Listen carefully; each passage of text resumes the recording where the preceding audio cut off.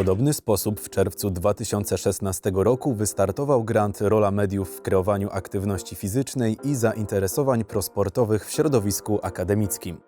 Projekt łączył akademików i praktyków zajmujących się mediami oraz sportem. A jakie dokładnie były założenia inicjatorów? Przede wszystkim chcieliśmy się zorientować, w jaki sposób dotrzeć do młodzieży akademickiej, ale nie tylko do młodzieży, do wspólnot akademickich, które tworzą dzisiejsze szkoły wyższe, żeby poznać ich widzenie sportu akademickiego, żeby poznać ich potrzeby w zakresie kreowania postaw prosportowych. Wiemy o tym, że następuje rewolucja cyfrowa i w związku z tym sposób przekazywania kontentu się zmienia. I dlatego chcieliśmy też ustalić, jakie treści, skąd pozyskiwane, jakimi kanałami, w jaki sposób wpływają efektywnie na to, że albo mogą wpływać na to, że młodzi ludzie zdecydują się na to, żeby zacząć uprawiać sport. Amatorsko, zwyczajnie, ale w takiej postaci, która będzie służyła poprawie zdrowia. Był to niezwykle ciekawy, ponad 5-letni projekt, który zacieśnił współpracę pomiędzy Uniwersytetem imienia Adama Mickiewicza w Poznaniu i Akademickim Związkiem Sportowym. Obie instytucje są ze sobą nierozerwalnie związane od wielu lat, jednak projekty na taką skalę zdarzają się bardzo rzadko. W projekt zaangażowanych było w sumie kilkudziesięciu członków wspólnoty akademickiej Uniwersytetu imienia Adama Mickiewicza w Poznaniu. Celowo i świadomie mówię kilkudziesięciu członków wspólnoty, bo ci, którzy brali udział w realizacji projektu, różne miejsce w tej wspólnocie zajmują.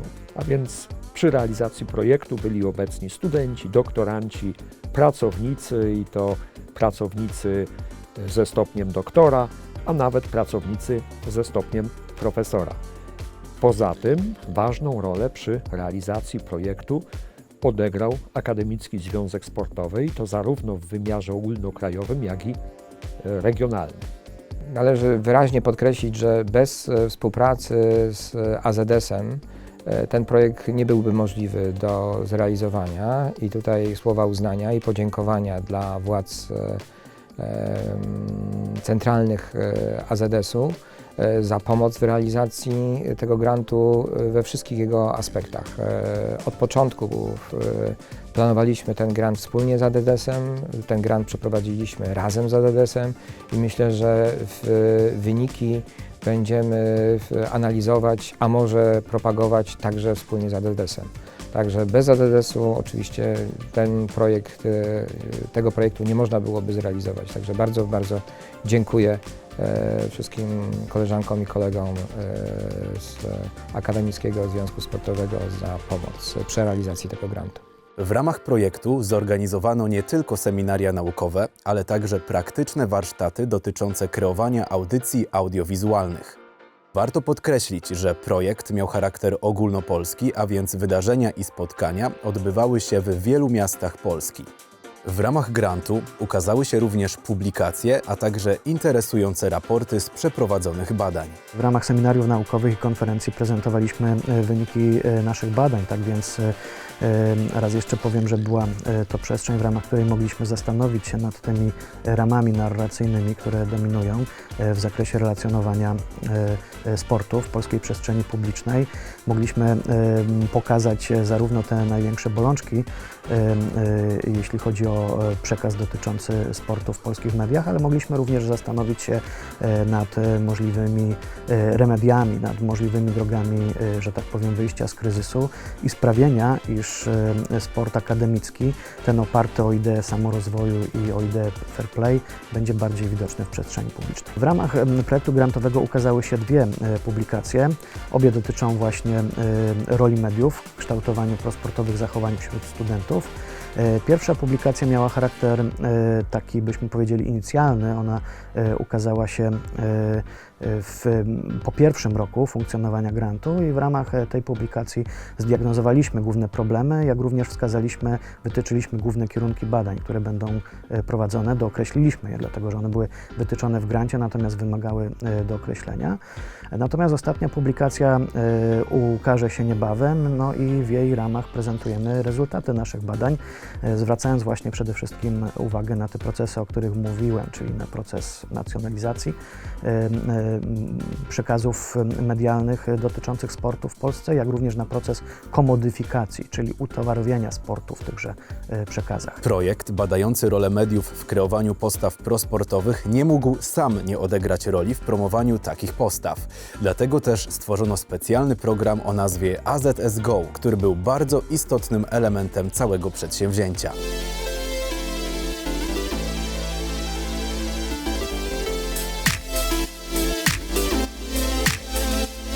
Witam Was serdecznie i korzystając z pięknej wiosennej pogody zapraszam na kolejny odcinek AZS Go. A co dokładnie kryje się pod tą nazwą? Audycja AZS Go była eksperymentem w pewnym sensie, eksperymentem, który z mojej perspektywy się udał. Dlaczego eksperymentem? I to nie w pejoratywnym tego słowa znaczeniu. Eksperymentem dlatego, że połączyły się różne siły. Połączyli się młodzi, starsi, dojrzali, mniej dojrzali. Jedni od drugich się uczyli pod kątem warsztatu dziennikarskiego i wydaje mi się, że efekt jest niezły i zadowalający.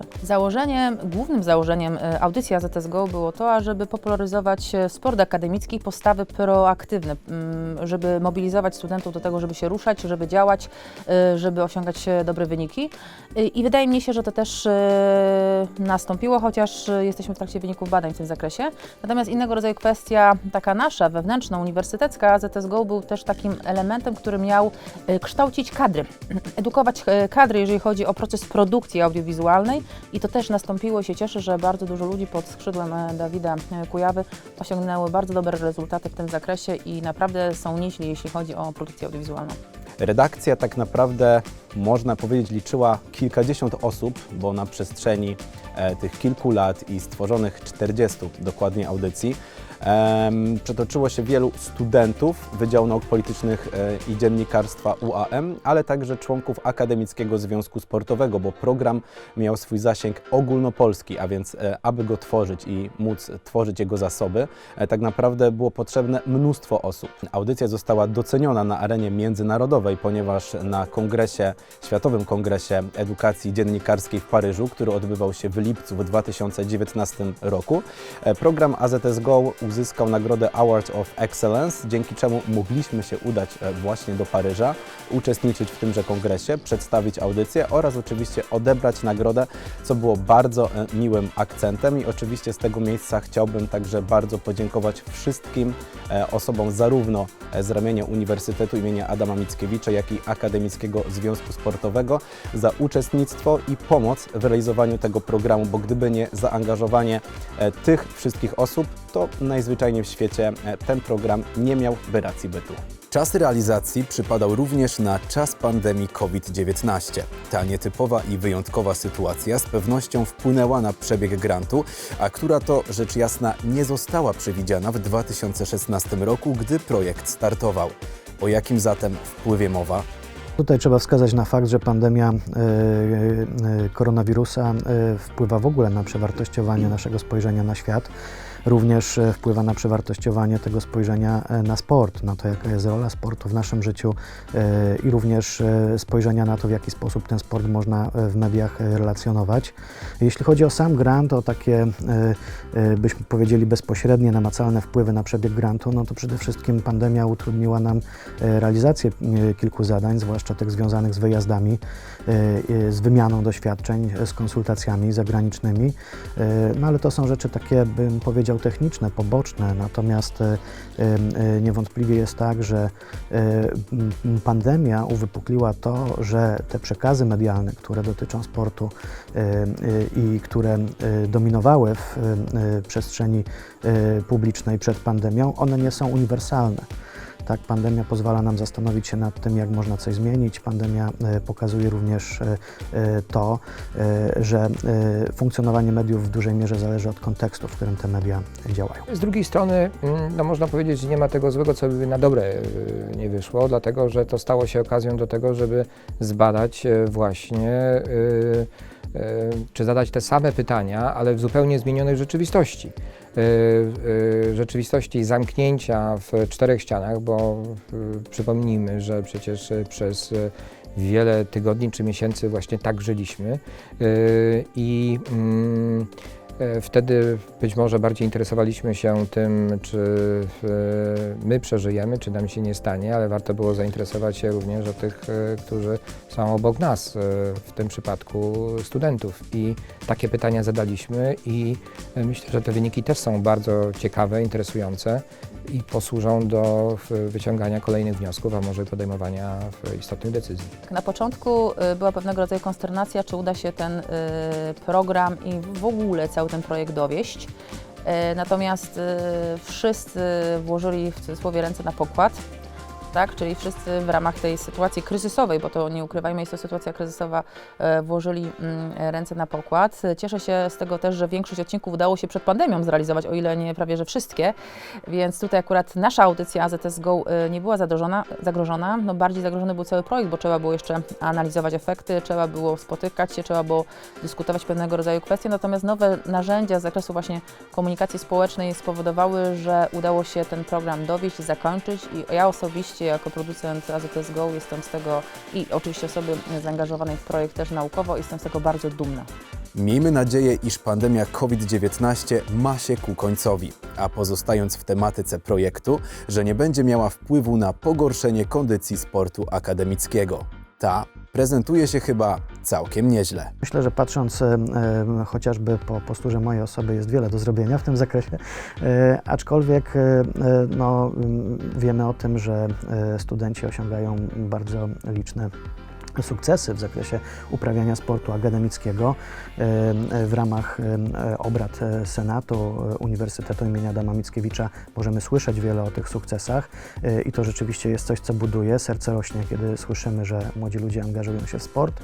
Natomiast niewątpliwie jest wiele do zrobienia w zakresie promocji, dlatego że sport to element szerszego kompleksu i zdrowe żywienie, i również zdrowy tryb życia, i zdrowy sen i tak dalej. Także to są rzeczy i również umiarkowany i zdrowy sposób korzystania z mediów. To są wszystko rzeczy, na które warto zwracać uwagę, które tworzą taką ogólnie pojętą higienę naszej codzienności i które powodują, że możemy i bardziej się rozwijać, i lepiej myśleć, i lepiej tworzyć, no i pozostawać w dobrej kondycji przez długie lata.